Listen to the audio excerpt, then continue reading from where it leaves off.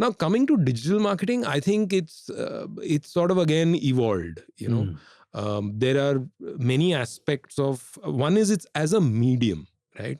So if whatever one used to read on a piece of paper, now you're reading on something which is digital. Consumption device. As a consumption device or a watching device, etc. So that's one aspect of going digital. Sure.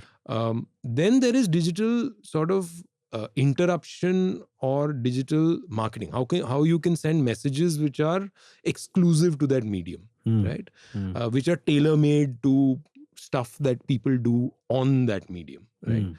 Again, very similar to how it would have evolved when the traditional mediums would have just come out. So imagine the first time somebody took out a newspaper, I'm sure there weren't too many kinds of ads in it. And somebody thought, okay, let's put an ad here. Oh, okay, fine. Then that ad format would have got disrupted. Then somebody put a leaflet inside it. Right? Same thing for television. Like in television, there used to be the spot. Then somebody thought of the idea that, okay, you can have one little L band at the bottom. Right? I remember in 2004, there was a cricket series and there was this big campaign of Pappu Paas Ho Gaya. Yeah. So at that point in time, we did a deal with, I think, ESPN. My friend Vijay Koshi will remember this. He came to sell it to me and sell ad spots to me. And then we worked this out. And the whole deal was that every time somebody hit a 4, we said Pappu Paas Ho Gaya in that little strip. Oh, nice. Now, that was a big innovation. Now I watch IPL and it's sort of all over the place. So my point is that every medium has its sort of, if it is featuring advertising, over time you'll find different ways of the message getting across to your audience in some form of interruption. Let me put it that way. Sure. Right. So I think a large part of digital marketing has evolved keeping this thing in mind. Yeah. So it is, a lot of this is tactics in my view. I think everybody needs to remember that digital marketing is not the end by itself. It is one of the paths to something that you need to do in impacting your customer. Ultimately, you shouldn't lose sight of that. Absolutely. Sure. Right. Yeah. Narayan, you mentioned that a marketer's got to be ready for this evolution. So how does a marketer's life get disrupted and how can he be ready for the evolution, he or she? So I'll try and answer the second part of the question, the how, which I am pretty clear about. I think marketers need to, it is in one of your questions, but marketers need to be curious. Okay, you need to remain curious all the time. You need to be curious about, okay, why did this happen? What was the person thinking? How did this happen? Etc. etc. I mean, you just have to keep thinking about the how, about your brand, about how customers react to your brand, for example. So if you don't have the sense of curiosity, then I'm not too sure you're the best fit for marketing. That's my personal sort of rubric, like to say that, you had a question saying, what do you look forward in people? It's not communication skills that comes after. You need to be a curious person. You need to have that bent to say, I want to try and figure out why this has happened. Why has a customer done what he or she has done? Right. Right. So I think that's the how bit. Now, look, disruption can sort of happen at, so for example, I'll give you two things that just popped into my head just now. I read a lot about meme marketing. Right now. Okay. Somebody's doing meme marketing. It may make sense for that category. You have to think about and be curious about, is it relevant for your category and your customer or not? Sure. If it is, please go ahead and do it. If it's not, and I think, again, a lot of marketing is about choices that you make. Right. So everybody should have that sort of an antenna up to say no as well. Right? Just because, brand A is doing meme marketing doesn't mean it's relevant for me. Right? And you need to have that, I won't say wisdom, but you need to have the clarity. Yeah, I think that's a good word. I think you need to have the clarity and you need to have the ability to swim against the tide.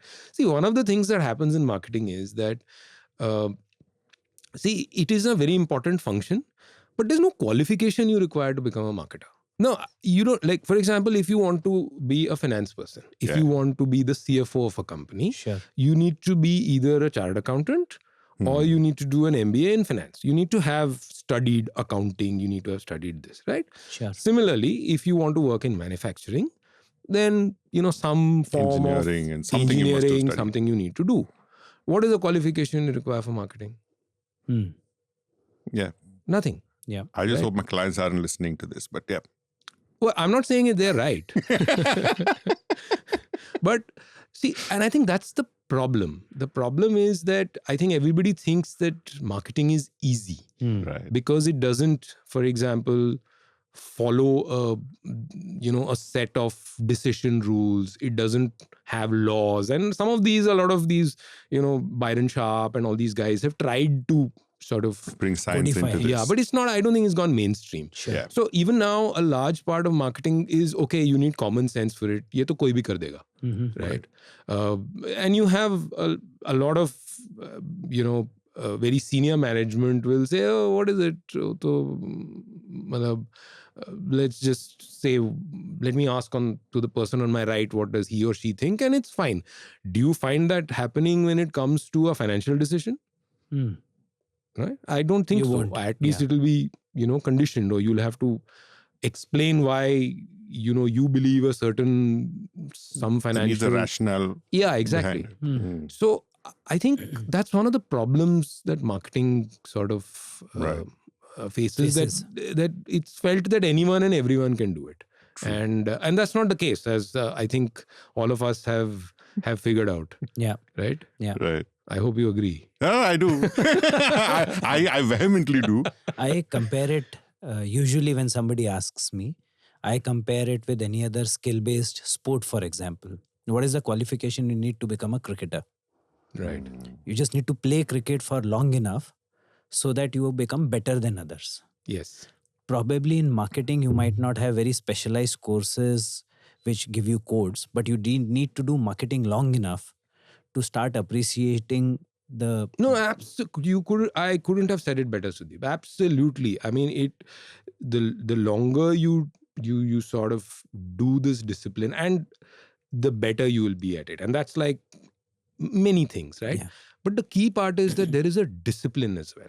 Right. There is a method to this. It is not sort of, oh, let me sort of sit back in my shorts on a beach, smoke a cigar, drink a glass of alcohol, and I'll come up with something terribly creative. It doesn't work that way. Sure. I think that is really the tip of the output finally. But Sure. the discipline that happens prior to that, Sure. and the rigor that happens, and the Right. data that goes behind it to inform those rather simple insights that come out, is where the magic is, right? Sure. And I was just relating it back to the question that you asked, and that's the how will people sort of be prepared for this? The problem is that I think some of these googlies come from all over the place, right?